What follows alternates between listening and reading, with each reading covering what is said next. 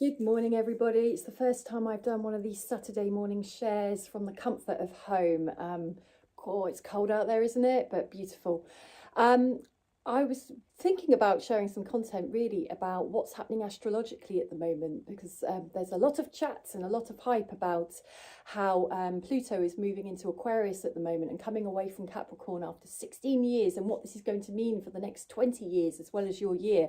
So Pluto is incredibly deep. It's very, very, very deep planetary influence, and it's about deep change. So what's brilliant about this and the timing of it is that with this massive astrological global shift, it's going to have a huge impact on everybody on the planet, all the vibration of it.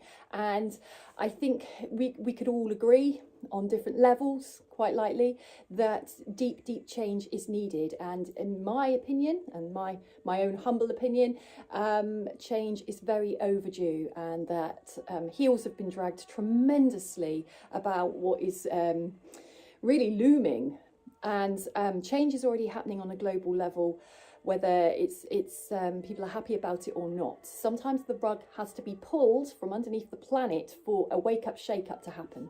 So how do we all play our part with all of this movement into Aquarius, which is the coming of what they call the new age? And really, for me personally, it always comes back to the awakeness of the planet and the awakeness of everybody on it. And the awakeness level that we have is very, very personal to each person. The awakeness, and there's a lot of confusion out there about what it is to wake up, and it could almost be a little bit patronizing, because we'll all wake up at the stage that we're going to wake up at individually. So if we want to wake up more to suddenly what is going on, what part can I play to assist in this global and personal collective change going on, and have an influence, it's about you doing your own inner work. Because when you do your inner work about all your trauma, all your wounds that are maybe masking who you are, controlling the behaviors you have, and diverting you away from your true soul path, which is your true, authentic, genuine self. When we do this work on ourselves, what happens is we become more grounded, and then we start to wake up. And waking up really means becoming more consciously aware. Waking up means, what is all of this about? What part am I playing in it? What part would I like to play?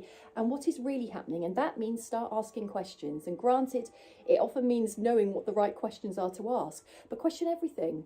Question everything you're told. Question all of your conditioning. Question where you've been. Question how that's influencing how you're being right now and where you're going. And then you can make better choices or different choices or stick with the same choices. But it means that we're suddenly more alert and more conscious to what is going on inside us, outside of us, and around us. When we heal ourselves, we heal the planet. We do not need to go and necessarily do grand things. Some people will, some people that is their path. But for a lot of us, it's just actually learning to be our true self.